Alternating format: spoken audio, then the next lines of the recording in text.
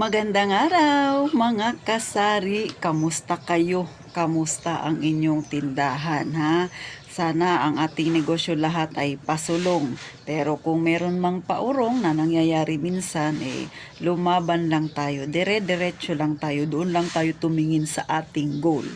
Ganun lang mga kasari. Pero bago mag-umpisa si Ati Tintin, lagi nang ipinapaalala ko sa inyo, wag nyo nang intindihin yung ingay ng kapitbahay namin.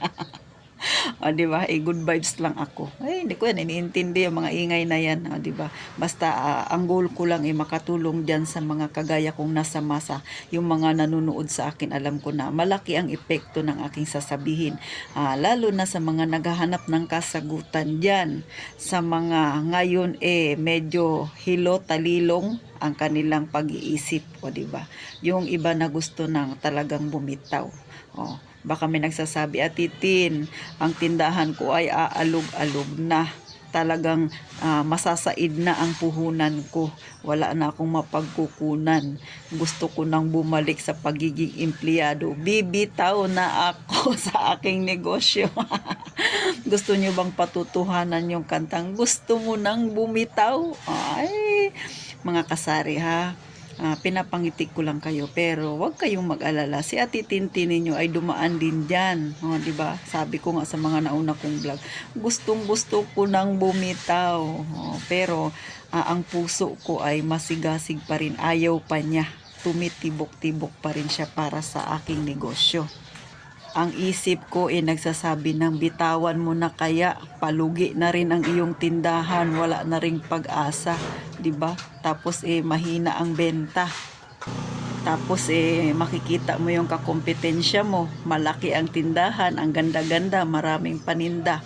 Tapos tumingin ka sa tindahan mo, hindi na nga maayos ang itsura, wala pa halos laman. Sino ang hindi makakapag-isip ng bibitaw na, di ba? Talagang nandoon yung insecurities mo.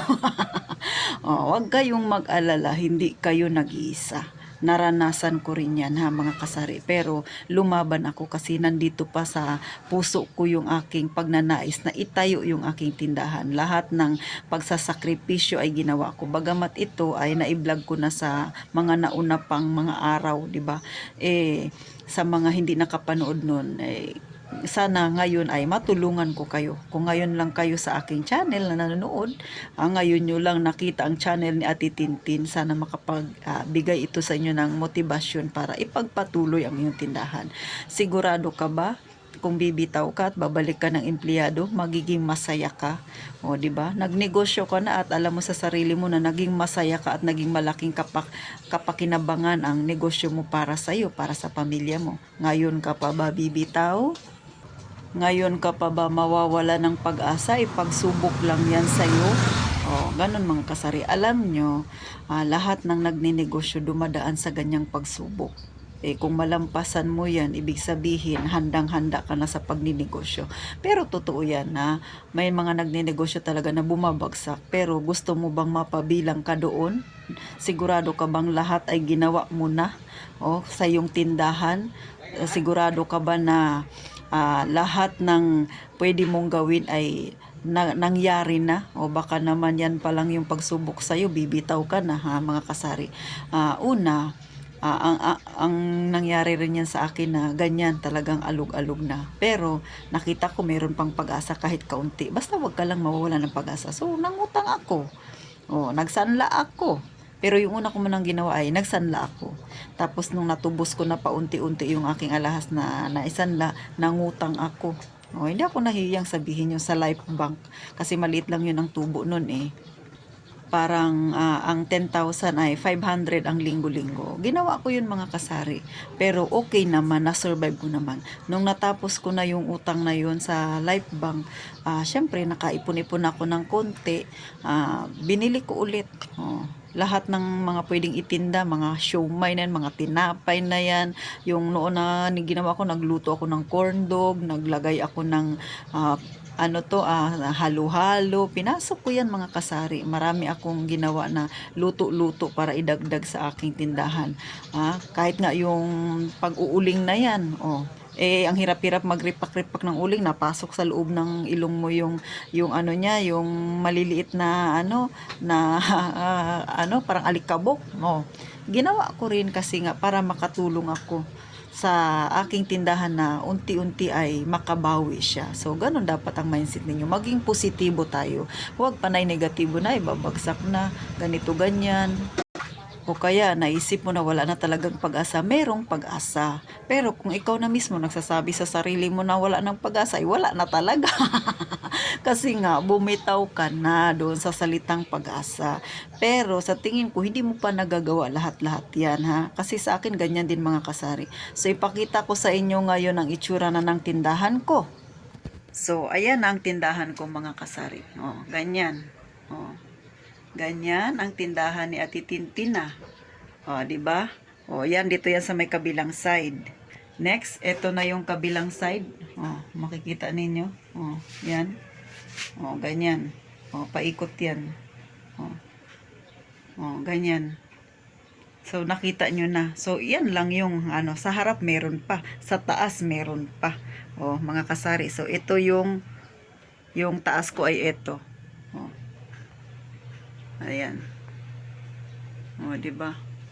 Ganyan siya. O, yan. Yan ang makikita mo. So, sa harapan, meron pa yan. Sa labas, marami pang mga chichirya. So, yung sinasabi ninyo na gusto mo nang bumitaw, baka hindi mo pa nagagawa yung paraan lahat para itayo yung tindahan mo. Pero, minsan kasi, kinokondisyon natin yung isip natin na, ay, hindi ko na kaya, bibitaw na ako, mag-empleyado na ako. Yun kasi yung kinokondisyon natin. Pero, sa totoo pala, may paraan pa.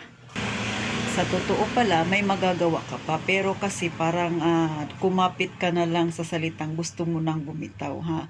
Pero syempre, nasa sa inyo pa rin yan mga kasari. Kasi kayo yung nakakaalam po ang ano yung kakayahan ninyo at kondisyon ng inyong tindahan. Pero kung kayo, nagkaroon na ng negosyo, dati kayong empleyado, tapos binitawan yung pagiging empleyado, nagnegosyo, tapos nalugi yung negosyo nyo, ngayon gusto nyo bumalik sa pagiging empleyado, alam nyo na ang buhay empleyado noon, bakit ka pa babalik? Kung ako nga, ganyan din nung muntik na ring lumubog ng tuluyan ng aking tindahan, kumapit ako sa salitang kaya ko pa, may pag-asa pa, kasi nilagay ko sa isip ko na ayoko nang bumalik sa pagiging empleyado. Ayoko nang magkaroon ako ng kasama na para ring amo. O, di ba? So, yun ang itinatak ko sa isipan ko mga kasari. Pero, syempre, ang kasagutan ay nasa sa inyo yan mga kasari. Hanggat may pag-asa pa sa tingin mo, kaya pa, tuloy-tuloy lang. Pero, huwag kang magmamadali. Pakonti-konti lang. Pasasaan ba? Aahon din ang iyong tindahan. O, ganun lang mga kasari ha. So, thank you sa mga nanood. Sana na-inspired ko dyan yung iba na gusto na talagang bumitaw. Sana makapag-isip kayo. Huwag magmukmok, kundi gumawa ng paraan para lumago muli ang inyong tindahan kahit pa konti-konti, ha, wag magmamadali. So thank you sa lahat ng nanood. Sana subscribe kayo kay Ate Tintin, ha, para mag-usap pa tayo ng mga ganitong kapaki-pakinabang na topic, makatulong tayo sa ating kapwa na nawawalan ng pag-asa. Laban lang ng laban mga kasari. Hindi lang ikaw ang may ganyang problema, marami tayo at yung iba ay napagdaanan na yan, napagdaanan din yan ni Ate Tintin. Kaya nga ngayon ay na-vlog ko, na-share ko sa inyo ang aking experience. Kaya kung kinaya ko, kayang-kaya nyo rin yan mga kasari, ha. So paano, salamat sa inyong panunood. Laging sinasabi ni Ate Tintin, mag-iingat ka kasari, mag-iingat tayong lahat sa ating paglalakbay.